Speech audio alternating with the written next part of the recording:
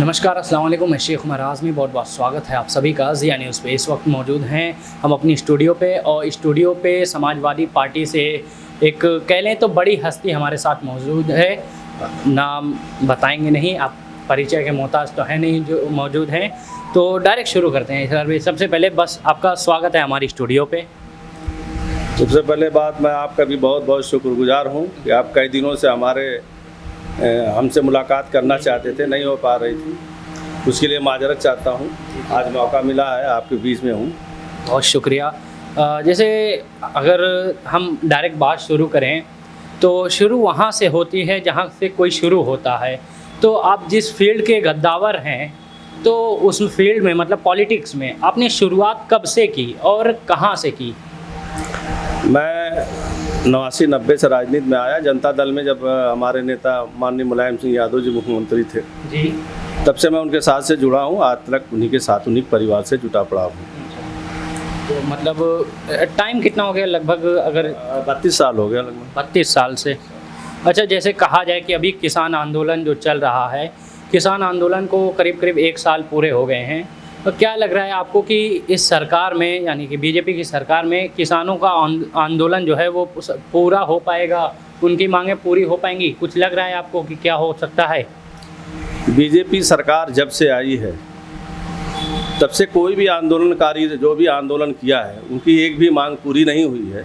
मुझे तो नहीं लगता है कि किसानों की मांग इस सरकार में पूरी हो पाएगी। अगर मांग पूरी करना होता तो जलियांवाला इतिहास दोहराया नहीं जाता, किसानों को कुचला नहीं जाता, किसान को मारा नहीं जाता।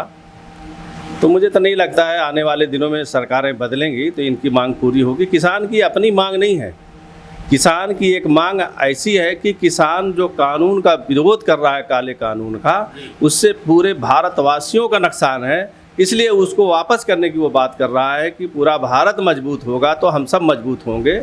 और कृषि प्रधान देश हमारा देश रहा है और है भी, लेकिन अगर इस पे ध्यान ना दिया जाएगा, इसको छेड़ा जाएगा, तो इंसान का, चाहे कोई भी पॉलिटिकल पार्टी हो, अगर किसानों को छेड़ेगी तो उसका वहीं से नेस्तनाबूद शुरू हो जाता है। जिस तरीके से देखा जा सकता है कि 348 यानी निज़ामाबाद से विधायक समाजवादी पार्टी के काफ़ी बुजुर्ग जो हैं, सीनियर नेता, उनकी जगह इस बार आपका यहाँ से इलेक्शन के लिए तैयार होना, इसमें कुछ ख़ास?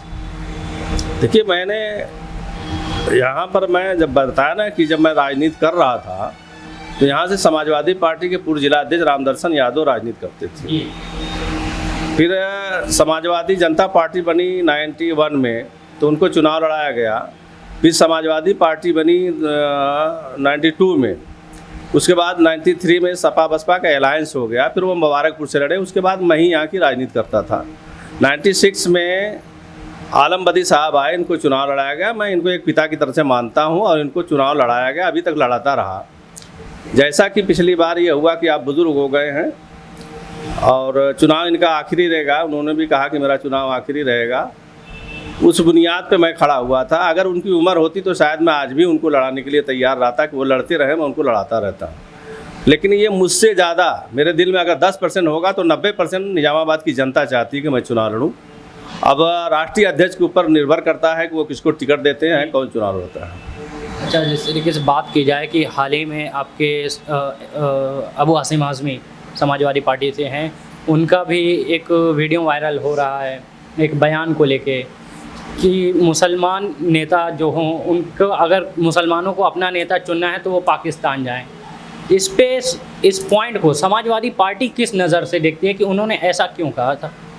देखिए, अब अबू आसिम भाई हमारे बड़े भाई हैं और पार्टी के बड़े नेता हैं, महाराष्ट्र के प्रदेश के अध्यक्ष हैं, वहाँ के एमएलए भी हैं। उन्होंने किस नज़रिए से कहा ये तो मैं नहीं जान सकता, क्योंकि जो उन्होंने कहा है तो हमसे ज़्यादा बेहतर तो वही जानेंगे। लेकिन कहने का थोड़ा अंदाज गलत हो गया, कहने का अंदाज सही नहीं था, उसमें थोड़ा कहीं टूटी हुई है, तो अब उसके बारे में वही बता पाएंगे। लेकिन मेरा अपना जो कहने का मतलब है कि उनका जो मकसद था कि मुसलमान लीडर जो बनाने की लोग बात करते हैं, तो इससे कहीं ना कहीं अलगाववाद होता है, बंटवारावाद होता है। और ये सेकुलर देश है और हम लोग यहाँ एक दूसरे के साथ मिलजुल के रहते हैं। हम 20% की हैसियत जो हमारी है हिंदुस्तान में, इसको अलग होकर हम कुछ नहीं कर सकते। हम अपने हिस्सेदारी या शेयरदारी की बात उनके साथ रह के कर सकते हैं। जैसे हम बादशाह नहीं बन सकते, लेकिन बिना हमारे कोई बादशाह बन भी नहीं सकता। ये भी पॉइंट है। तो हम बादशाह उसको बनावें कि फिर हम उस बादशाह से जो चाहेंगे वो करावें।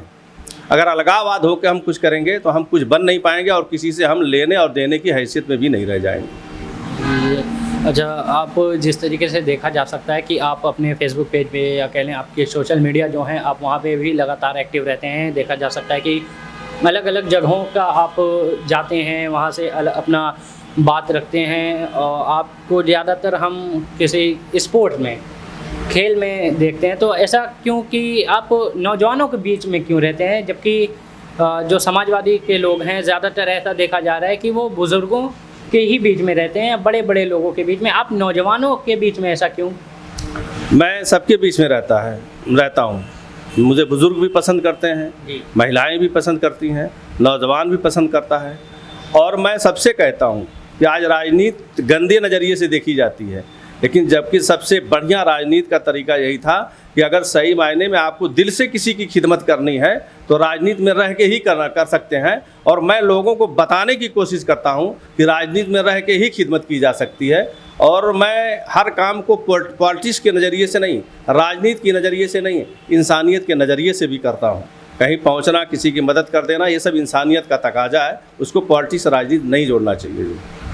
ठीक है। अच्छा, आप जैसे मैंने कहा कि जो स्पोर्ट में आप जाते हैं, वहाँ पे उद्घाटन करते हैं, तो ऐसा बताइए भाई कि आपको स्पोर्ट में सबसे ज़्यादा कौन सा स्पोर्ट पसंद है कि ये आपने खेला हो और मतलब बचपन में खेलते हैं और वो सबसे ज़्यादा पसंद हो अभी भी?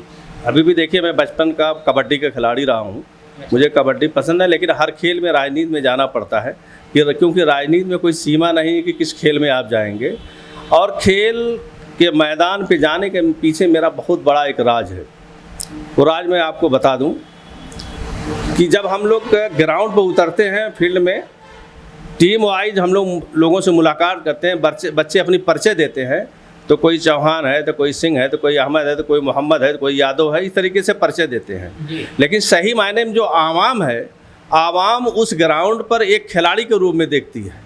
मैं यही चाहता हूँ कि पूरे भारत में हम लोग एक हिंदुस्तानी के नज़रिए से रहें, हिंदू मुसलमान की तरह से अलग अलग बट के ना रहें। वहाँ उस ग्राउंड पे ही एकता अखंडता का प्रतीक जो भारत कहा जाता है वही नज़र आता है। सिर्फ एक खिलाड़ी के रूप में देखा जाता है, हिंदू मुसलमान नहीं देखा जाता। बहुत अच्छी बात है कि आप एकता के हिसाब से सभी खिलाड़ियों को देखते हैं।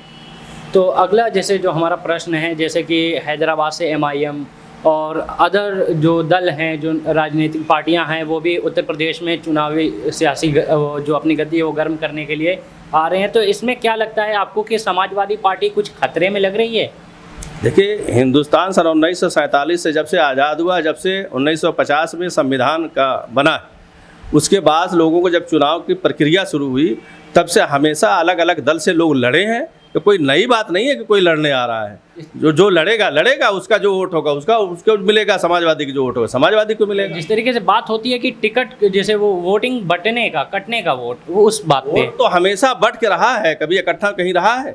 लेकिन इतना मैं आपसे ज़रूर कहूँगा कि 70 से 75% मुसलमान वोट समाजवादी पार्टी के पाले में हमेशा रहा है और आने वाले दिनों में भी इंशाल्लाह रहेगा, वो नहीं बटेगा। अच्छा, हाल ही में लखीमपुर खीरी का जो मैटर सामने आ रहा है, वहाँ पे राष्ट्रीय अध्यक्ष जो समाजवादी पार्टी से हैं अखिलेश यादव जी और कांग्रेस के लोग, अदर पार्टियों के लोगों की गिरफ्तारी हो रही है। इस पर ऐसा क्यों, आपका नज़रिया क्या है कि किसानों को क्यों ना वो दे देते, क्यों इतनी गिरफ्तारियाँ हो रही हैं? देश के सम्मानित लोग हैं ये। लोकतांत्रिक तरीके से सबको अपनी बात कहने का अधिकार है और लोकतांत्रिक तरीके से हर पार्टी को धरना प्रदर्शन करने का अधिकार है। लेकिन इस सरकार में हिटलर शाही रही है, किसी को धरना प्रदर्शन करने नहीं दिया गया। धरना प्रदर्शन किए आप तो मुकदमा लिख के आपका घर गिराया गया, आपको गिरफ्तारी की गई। तो ये लोकतंत्र की हत्या है, संविधान का कहीं पालन ही नहीं हो रहा है। और किसान की आवाज़ हर दल के, हिंदुस्तान का एक एक व्यक्ति की ज़रूरत है उठाने की, और दल की तो बात ही छोड़ दी थी। दल तो उसमें कहीं पॉलिटिक्स ही होगी, कहीं अपना व्यक्तिगत मामला भी होगा, कहीं इंसानियत के नाते होगा, वो तो अब है अलग मैटर। लेकिन हिंदुस्तान के एक एक नागरिक को किसान के साथ खड़ा होना चाहिए और इस सरकार को उखाड़ फेंकना चाहिए। लिए सर हमारे साथ जुड़ने के लिए आपका बहुत बहुत शुक्रिया। आपका बहुत बहुत शुक्रिया। कम से कम आपसे हमारी मुलाकात हुई, दो सवाल आपने किया, जवाब हमसे जो हुआ हमने दिया है। मैं अपनी आवाम को एक संदेश देना चाहूँगा कि कुछ भी हो जाए, कितना भी हो जाए, बटना मत, एक रहना। हम भारतवासी हैं, हम हिंदुस्तानी हैं, हमारी एक अलग पहचान है। इस पहचान को हमको खोना नहीं है, इसको बचा के रखना है। मैं सभी साथियों से कहता हूँ प्यार मोहब्बत से जीने की ज़िंदगी का एक रास्ता बनाइए। बहुत बहुत शुक्रिया आपका। देखिए, मैं एक पॉइंट भूल रहा था, मैं आखिरी पंक्ति कह दिया। जिस तरीके से आप जितना पॉलिटिक्स में उतना शेर व शायरी में भी इंटरेस्ट रखते हैं, तो आखिरी करते हुए एक कोई शायरी हो जाए। हर फूल को रात की रानी नहीं कहते, हर फूल को रात की रानी नहीं कहते, हर किसी से दिल की कहानी नहीं कहते, मेरी आंखों की नमी देख के समझ लेना, हर बात हम सबसे जुबानी नहीं कहते। बहुत शुक्रिया। अगर वीडियो अच्छी लगी तो सब्सक्राइब करें ज़िया न्यूज़ और बेल आइकॉन दबाना ना भूले। अगर आप हमारी वीडियो फेसबुक पर देख रहे हैं तो तुरंत लाइक करें हमारे फेसबुक पेज को।